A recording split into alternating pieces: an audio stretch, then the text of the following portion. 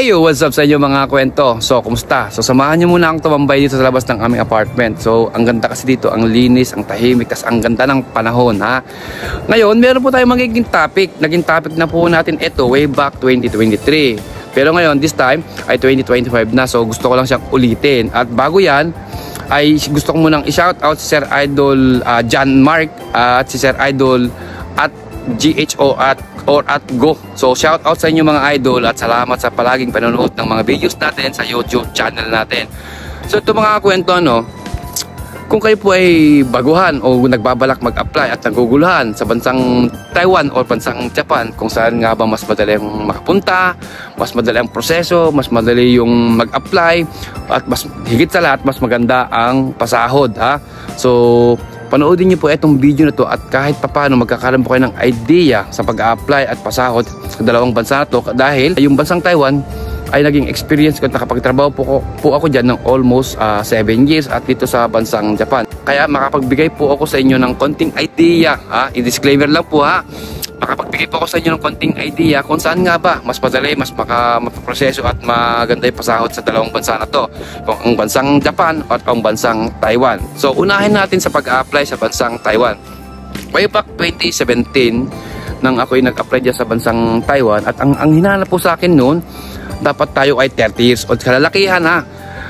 30 years old pababa, at kahit tayo ay walang experience at tayo ay high school graduate lang, at kahit tayo ay ang height natin ay nasa 5'5" at ang kilos natin ay nasa 65 kilos, yan, pwede na po tayong mag-apply sa bansang Taiwan. Ang bansang Taiwan mga kwento, meron po silang tinatawag na placement fee. So ngayon 2025, kadalasan sa mga agency, ang ang naging placement fee nila ay nasa 60,000 na ang magiging placement fee nila. Hindi kagaya nung na kami po ang nag-apply dyan. Ang placement fee po namin noon way back 2016, 17, 15, ganyan, ay nasa 100,000 plus. Ang inabot po sa akin noon ay 115, 120. Yan po yung naging dalawang placement fee ko nung ako ay nag-apply sa bansang Taiwan. So yun po talaga ang mandatory ng mga agency. Ang bansang Taiwan ay mayroon pong tinatawag na placement fee. Ngayon, pagdating naman po sa experience, ang bansang Taiwan mga kwento, kahit kayo po ay walang experience, at kung ang experience nyo ay local at dyan lang sa Pilipinas, so pwede na po tayo mag-apply. Pwede na po tayo mag-apply sa mga agency. Ngayon, pagdating sa interview mga kwento, pagdating sa interview, kung kayo po ay hindi nakapasa sa face-to-face ng mga Taiwanese employer, ang mga agency po ay gumagawa po ng paraan yung at meron po kaming tinatawag na biodata selection, at kung saan dun uli ay meron po tayo magiging chance na mapili ng mga Taiwanese employer para makapagtrabaho sa bansang Taiwan. So yun po yung nagiging kalakaran pag kayo ay hindi nakapasa ng face-to-face ng final interview ng bansang Taiwanese employer. So pwede na po ulit gawin ng mga agency, kayo po ay i-select o i-line up sa biodata selection, pero bago yun, nasa inyo naman po yan kung i-accept nyo kung ano magiging trabaho nyo sa Taiwan at kung gusto nyo yung kung saan kayong i-line up. Yun naman po yung kagandahan sa bansang Taiwan. May second chance po kayo halimbawa na hindi po kayo mas pili ng Taiwanese employer. Dito po sa Taiwan mga kwento, ang pwede natin itagal na pakikitrabaho sa Taiwan ay hanggang 12 years. Pero ang Taiwan po ngayon 2025 ay tumatanggap na o nagbibigay na yung mga may-ari ng company sa mga Pilipino na kung gusto nila maging PR, so tutulungan sila ng kaisya ng company na sila ay ma-PR sa bansang Taiwan. Kung kayo ay nagustuhan talaga ng Taiwanese employee at nagustuhan yung trabaho ninyo, so may chance po kayo na makapagtrabaho ng matagalan talaga sa Taiwan. So yun po yung kagandahan ngayon 2025 sa Taiwan. O hindi ko alam kung late na ako na nabalitaan yung ganun.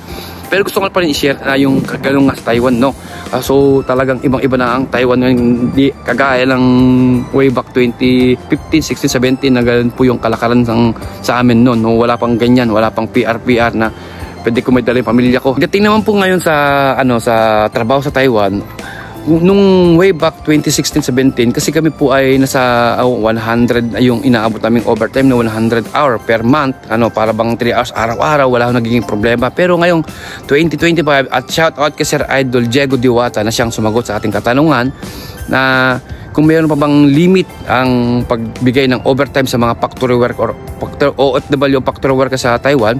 Sabi niya, ngayon 2025 ang mga company sa Taiwan ay nasa 46 hours na lang po ang ibinibigay ng mga company sa mga Pilipinong manggagawa sa mga factory doon. 46 hours na lang daw po yung kanilang nagiging binibigay na overtime sa loob ng isang buwan. Ngayon, depende naman sa company kung sumusunod daw sa rules ng Taiwan ngayon, ano. At hindi lang yan mga kwento, no. Ngayon, may mga ibang company talaga daw na ngayon, 2025 na nagbibigay na ng mga PR o permanent resident sa mga Pilipinong matatagal na nagtatrabaho sa Taiwan at gusto pang mag-stay o magtrabaho sa kanilang company at nagustuhan ng mga may-ari o ng mga amo ng mga company na yan. So may chance sila na mabigyan sila ng PR o permanent resident sa Taiwan. Ngayon mga kwento, pagdating sa pasahod, ano, kagaya nga sinabi ko, ay depende sa company kung gaano kalaki at gaano karami yung magiging OT ninyo at doon ka magbabase kung gaano kalaki ang sinasahod mo sa bansang Taiwan. Pero itong sasabihin ko sa inyo ay basic lang po. Basic lang po yung sasabihin ko sa inyo para kahit paano magkaroon kayo ng idea. Ang basic ngayon ng Taiwan money sa basic monthly salary nila ay nasa 28,000 at 28,500 NT dollar. Kung i-convert mo sa Philippine money yan, nasa depende kasi kung 1.8 or 1.7 yung palitan nila. Pero kung i-convert mo sa Philippine money yung 28,500 NT dollar, ang basic monthly salary mo ay umaabot more or less nasa 50,000 pesos. Yan po yung basic salary ngayon ng dito sa factory worker sa Taiwan. Now, yun po yung magiging basic salary mo monthly pero yan po ay hindi pa po kaltas yung bahay nyo, hindi pa po kaltas yung dapat yung ikaltas sa Taiwan, hindi pa kaltas yung allowance ninyo. Yan po yung basic lang, hindi pa po kaltas lahat-lahat. Yun po yung pwede kong maisagot sa kung paano mag-apply, kung paano yung pasahod, paano pamumuhay at yung mga pwede natin makuha sa Taiwan, no? So yun po yung pwede kong masabi na idea o mabigay na idea sa mga gustong mag-apply sa bansang Taiwan, mapababae man yan o lalaki. Ngayon, dumapo naman po tayo ngayon dito sa bansang Japan. So paano nga ba ako nakapunta at napagtrabaho at gaano nga ba kalaki ang sinasahod dito sa bansang Japan? Ito mga kwento, ano? Disclaimer lang po, hindi po kami pare-parehas ang pinagdaanan ng pag-apply at o naging experience dito sa bansang Japan. So hindi ko pwedeng masabi na pare-parehas kami dahil iba't ibang kategory ang pumapasok bilang isang trainee visa dito sa bansang Japan. Way back 2020 mga kwento, ako ay nag-apply dito sa bansang Japan at pinarad na makapunta dito noong 2021. So i-share ko lang po yung naging experience ko. So, unang hinanap po sa akin noon dahil skilled nga, kasi kadalasan sa mga skilled, kung kayo po skilled na papasok dito sa bansang Japan, so kailangan natin ng experience, at least 2 years experience sa ating naging trabaho. Kung mapa-local man yan o abroad, so kailangan ng experience at least 2 years ng mga agency. So kung kayo po ay 35 years old pababa, at kung kayo po ay may experience na 2 years experience, kung kayo po ay wala pong i-record sa height and weight na limit ng bansang Japan, wala pong tattoo, yan po yung kanila, ni-record nila, dapat wala ang tattoo. Kung may tattoo ko man talaga as in maliit, tatago pa, yan po yung pwede kong masabi. Tapos ang bansang Japan mga kwento, wala pong i-record na placement fee, wala pa silang gano'n, nakagaya ng Taiwan na meron silang placement fee. Pero ang bansang Japan mga kwento, so kailangan natin mag-aral ng Japanese language or Nihongo ng 3 hanggang 6 na buwan once na tayo ay maselect o mapili ng Japanese employer. Ngayon, wag ko kayong mag-alala dahil ito pong pag-aaral ng Japanese language or Nihongo ay libre naman po at sagot po ng inyong kaisya or company. Kasi ang Japanese government mandatory po ng Japanese government ang mga company dito, ang kanilang mga trainee visa na papasok dito sa Japan ay dapat nakapag-take ng Japanese language or Nihongo. Pero huwag kayong mag-alala dahil wala lang pong bayad yun dahil sa kadalasan talaga sa mga agency ay sagot po ng Japanese employer yon. Pero ito po kung kayo po ay papasok dito sa bansang Japan at kung kayo po ay isang caregiver, so ang kadalasan sa mga agency naman po na yan ay dapat yung pong magtitik ng caregiver ay nakapag-aral muna ng Japanese language. So doon po ay sila po yung magsa-shoulder ng kanilang magiging tuition fee, pag-placement ay ng tuition fee, ng tira sa Maynila, lahat po. Yun po yung pwede kong ma-share pagdating sa pag-caregiver. shoulder po ninyong lahat hanggang sa matapos ang inyong pag-aaral ng Japanese language. Unlike sa skilled na ang sagot lang po ninyo ay inyong tira sa Maynila, pagkain, last ng gagastusin, pag-aaral. Yan po lahat sagutin nyo. Pero yung placement, tuition fee I should say, yung tuition fee ng Japanese language ay magiging shoulder po ng inyong Japanese employer. So ngayon, dumako naman po tayo kung kumusta yung pamumuhay dito sa Japan. Ito mga kwento, no, masakit man talagang sabihin to, talagang pagka hindi ka magiging wise sa paggastos ng iyong magiging sahod dito sa Japan ay talagang medyo mag-aalangan ka dahil mahal po ang bilihin ng Japanese pagkain ng mga Japanese. Bilihin dito mahal po talagang as in masasabi kong mahal. Lalo ngayon patuloy pa rin po sila sa pagtaas ng mga bilihin ng kanilang mga produkto dito sa Japan. Talagang masasabi kong pag hindi ka magtitipid, wala talaga mangyayari sa dito sa Japan. Ngayon, pagdating sa pasahod mga kwento, depende po kasi yun depende po yan sa mapupuntahan ninyong company, kung malakas o mahina. Kasi mga kwento, may mga pumapasok talaga mga trainee visa dito sa Japan na natsatsambahan talaga nila yung mahihinang company. Sumasahod lang po sila dito ng 10 hanggang 12 na lapad na sinumama na yun o steady na ho yun na pang umaga sila. Mga company po talagang ganun dito ang pasahod, nasa 10 or 12 na lapad lang kada buwan. Lalo pag natsambahan po ninyo yung medyo mahina dito na nag-undertime kayo, walang pasok kayo ng Lunes, Miyerkules at Biyernes, meron po talagang company ganun dito na no work, no pay. Ngayon, pag undertime pa, hindi rin po bayad yung isang araw ninyo. Kung ilang oras lang kayo nagtrabaho, yun lang po ibabayaran ng mga company dito. May ganun po talagang company dito. Ngayon, pagdating po ng nagay o isang linggong nagayasumi o isang linggong pahinga, wala din pong bayad yun at kaltas din po sa kada buwan natin yun. So, pagka kayo napunta sa galong company, pag umaga kayo, wala kayong OT, talagang as in 0-0.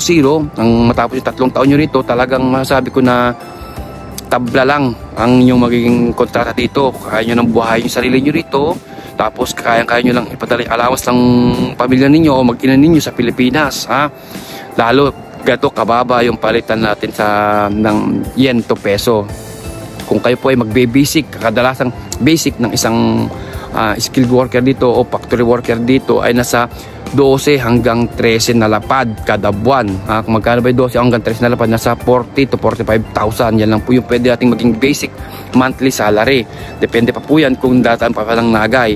Yan po yung pwede kong i-share sa inyo na wala pang overtime, pang umaga kayo, walang Sabado, wala lahat. Yan po yung pagka dyan po kayo napunta sa sinasabi ko na yan, at pagka malas-malas pa at napunta kayo sa nag-undertime, so maaaring sumahod lang kayo 10 hanggang 12 na lapad. Transparent lang po ako, sinasabi ko lang po yung mga nakikita ko talaga dito, hindi po ko dagdag bawas. Yun po yung nakikita ko sa mga kasamahan ko ng ibang company na talaga nababalitahan ko na minsan nakakakwentuhan ko talaga at nakakasama sa pagkain, na maswerte pa nga talaga yung iba na sumasahod sila at umaabot sila ng 14, samantalang iba umaabot ng 10, umaabot ng 12, kasi ang natsambahan nila na company ay yung nag-undertime, walang Sabado, walang net differential, walang overtime. Yan po yung nagiging sahod nila. Sahod lang sila ng 10 or 12 na lapad o nasa 40,000 sa Philippine money.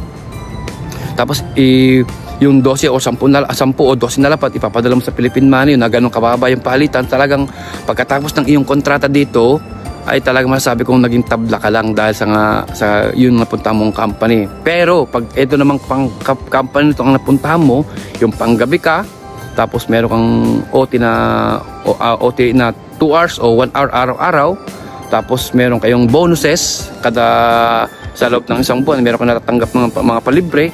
So maganda naman po dahil pagka ganun nangyari sa inyo, panggabi ka, meron kang OT na araw-araw, 1 hour, 2 hours, tapos meron kayong pasok ng Sabado, so kayang-kaya nyo pa rin kumita ng 70 or 18,000 kada buwan dito sa Japan kahit tayo ay isang bilang trainee visa lang. So ulitin ko po, hindi po pare-parehas lahat ng sinasahod ng mga skilled worker dito sa Japan, lalo na sa mga company na pupuntahan nila, kagaya ng mga welder, ng mga spray painter, ng scaffolding, ng mga farmers, ng mga construction worker.